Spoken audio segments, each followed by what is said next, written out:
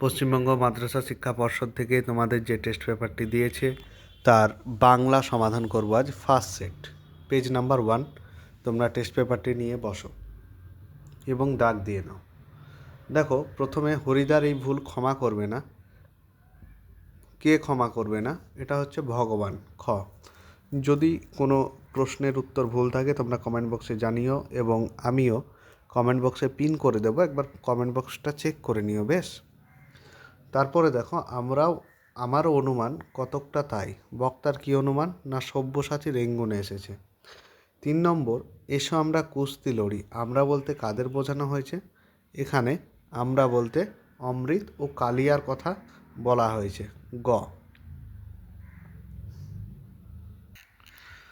পরবর্তী প্রশ্ন দেখো, তোরা সব জয়ধ্বনি কর। কবি কার জয়ধ্বনি করতে বলেছেন? এখানে হচ্ছে ধ্বংস ও সৃষ্টির দেবতা মহাদেবের জন্য। 5 নাম্বার, পিতার পুণ্যের ফলে, এখানে পিতা হলেন কে? না পিতা হলেন সমুদ্র রাজা। ঠিক আছে, চলো পরবর্তী প্রশ্ন দেখি।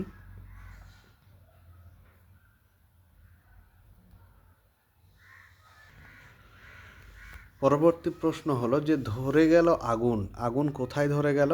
আগুন রক্তের এক আগ্নেয় পাহাড়ে ধরে গেল। অপশন ক হয়ে যাবে উত্তর। 7 নাম্বার, 4 খণ্ড রামায়ণ কপি করে একজন লেখক অষ্টাদশ শতকে কত টাকা পেয়েছিলেন? 8 টাকা।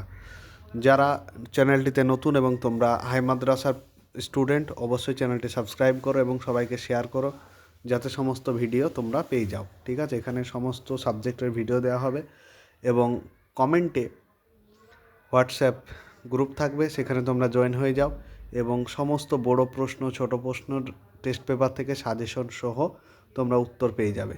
ঠিক আছে, আমাকে সেখানে পার্সোনাল SMS করো। একটা পেইড গ্রুপ আছে, তোমাদের সেখানে ঢুকিয়ে দেওয়া হবে। আর আগের বার দেখেছো যে আমার সাজেশন কতটা এসেছিলো, তোমরা এখনও প্রমাণ করে নিতে পারো, এখনও ভিডিও আছে, তোমরা দেখে নাও। পরবর্তী প্রশ্ন, শ্রীপান ছদ্মনামে কে লিখেছিলেন? নিখিল সরকার। লেখকের মতে সেন্সিটাইজ পেপারের অনুবাদক কি? না সুবেদী কাগজ। ক্রিয়াপদের সঙ্গে নামপদের সম্পর্ককে কারক বলা হয়। তারপরে দেখো, বাঘে গরু এক ঘাটে জল খায় না।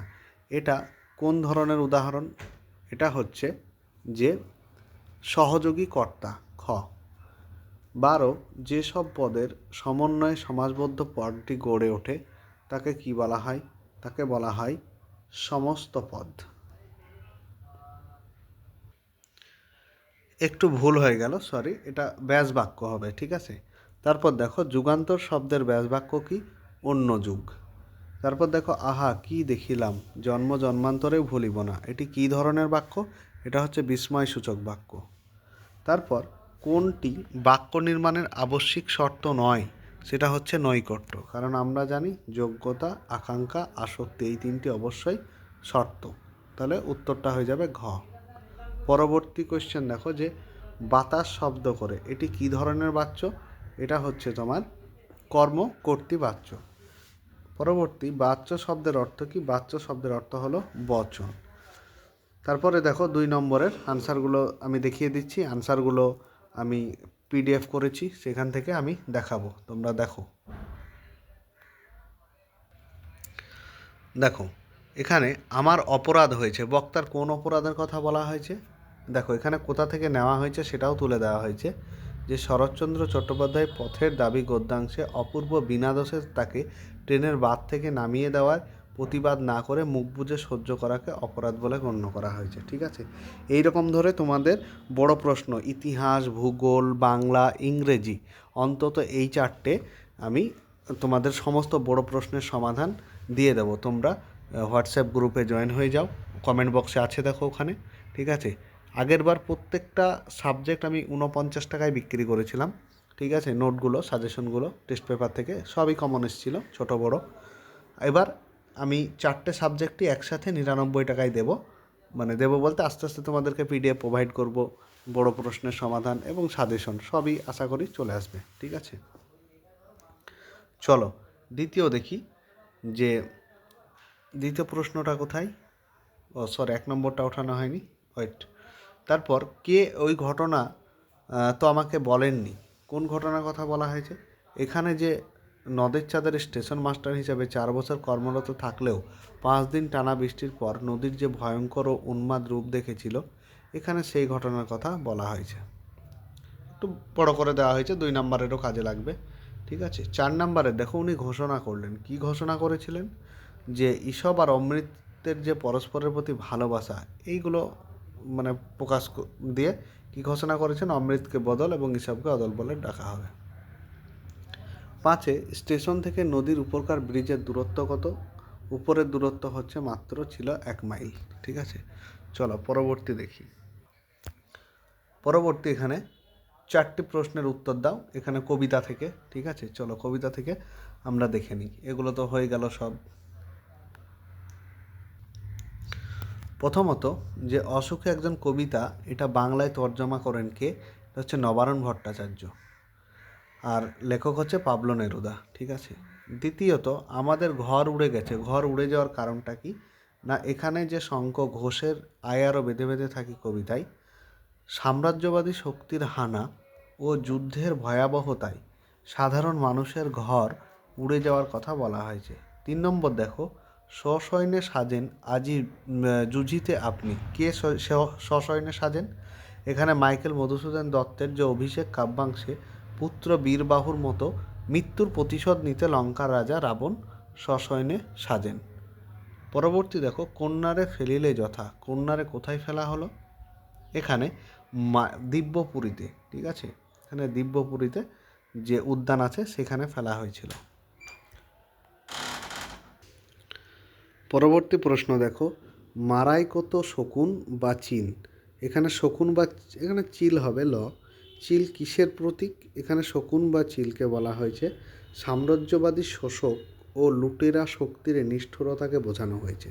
ঠিক আছে, তারপর চলো 2-3 যে প্রবন্ধ বিষয়গুলি রয়েছে সেখান থেকে শর্ট প্রশ্ন তুলেছে যে বাংলায় একটা কথা চালু ছিল, কথাটি লেখো। কি কথা? না, কালি নেই কলম নেই বলে আমি মুন্সি। তারপর দেখো, বাংলায় তাকে বলা হতো ঝর্ণা কলম। এই কলমের আবিষ্কর্তাকে? এই কলমের আবিষ্কর্তা হচ্ছে লুইস অ্যাডসন ওয়াটারম্যান, যাকে ফাউন্টার পেন বলা হচ্ছে। পরবর্তী প্রশ্ন দেখো, পরিভাষার উদ্দেশ্য কী? যে ভাষার সংক্ষিপ্ততা ও অর্থের স্পষ্টতা বজায় রেখে বৈজ্ঞানিক বা পারিভাষিক শব্দের যথাযথ প্রকাশ ঘটানো। পরবর্তী দেখো, ছোটোবেলায় লেখক রাজশেখর বসু কার লেখা জ্যামিতি বই পড়তেন? এখানে উত্তর হয়ে যাবে ব্রহ্মমোহন মল্লিকের লেখা। পরবর্তী দেখো, ব্যাকরণ থেকে যে প্রশ্নগুলো তুলেছে সেগুলো আমরা দেখতে থাকবো। দেখো, চ্যানেলটিতে যারা নতুন অবশ্যই সাবস্ক্রাইব করো, পাশে থেকো, তাহলে ভিডিও বানাতে আরও আমাদের উৎসাহ হবে। ঠিক আছে, সাবস্ক্রাইব করতে টাকা লাগে না। ঠিক আছে, তোমরা এতজন দেখছো, সবাই সাবস্ক্রাইব করছো না, সাবস্ক্রাইব করলে ভালো। চলো, শূন্য বিভক্তি কাকে বলে? যে বিভক্তি শব্দের সঙ্গে যুক্ত হয়ে শব্দকে পদে পরিণত করে কিন্তু নিজে অপ্রকাশিত থাকে তাকে শূন্য বিভক্তি বলে। দ্বিতীয় প্রশ্ন, সম্বন্ধ পদ কারক নয় কেন?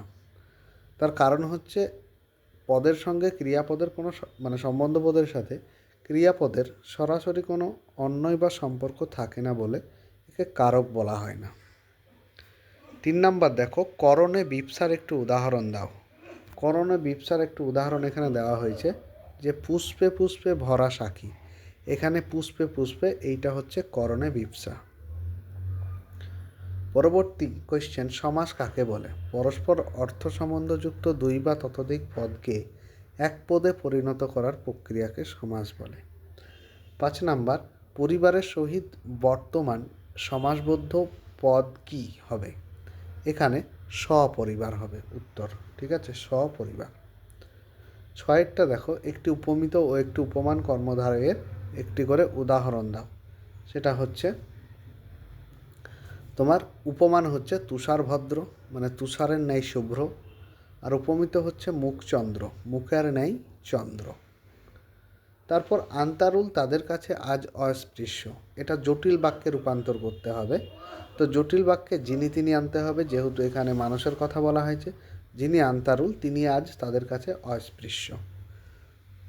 পরবর্তী কোয়েশ্চেন দেখো, সন্দেহবাচক বাক্য কাকে বলে এবং উদাহরণ দিতে বলেছে। কোনো কাজের হওয়া বা না হওয়ার বিষয়ে সন্দেহ প্রকাশ করা তাকে সন্দেহবাচক বলে, যেমন আজ হয়তো বৃষ্টি হতে পারে। ঠিক আছে, তোমরা যত তাড়াতাড়ি পারবে সমস্ত সমাধানের পেইড ব্যাচে যুক্ত হয়ে যাও। সমস্ত টেস্ট পেপার আমি সমাধান করে দেব। ঠিক আছে, ইসলামের ইতিহাস থেকে শুরু করে আমি ইসলাম পরিচয়ও দিয়ে দেব। ঠিক আছে, ইসলাম পরিচয়েরও নোটস আমি তৈরি করে তোমাদেরকে দিয়ে দেব সব। তাহলে কি বললাম, বাংলা, ইংরেজি, ইংরেজির যত ইগুলো বড় বড় রিপোর্ট রাইটিং যত আছে সমস্ত, তারপর হিস্ট্রি, এখানে ইসলামিক হিস্ট্রিও দিয়ে দেব। ঠিক আছে, তারপর জিওগ্রাফি আর একটা ইসলাম পরিচয়, এগুলো আমি দিয়ে দেব। তোমরা সমস্ত প্যাকেজটা পাচ্ছ মাত্র 99 টাকায়। আমি এখানে বেশি করলে করাই যেত, কিন্তু যাতে সবাই এগুলো নিতে পারো সেই জন্যই এত অল্প ফিজে রেখেছি। এটা ইজিলি 199 করাই যায়, কারণ যে পরিমাণে আমরা পিডিএফ বানাবো, ঠিক আছে, যে পরিমাণে এফোর্ট দেব তোমাদের জন্য। চলো, দ্বিতীয়ত ভাববাচ্য কাকে বলে এটা তোমরা একটু দেখে নিও, এবং উদাহরণও দেওয়া রয়েছে। 10 নম্বর দেখো, সিঁড়ি থেকে নামা হলো কর্তৃবাচ্যে রূপান্তরিত করো।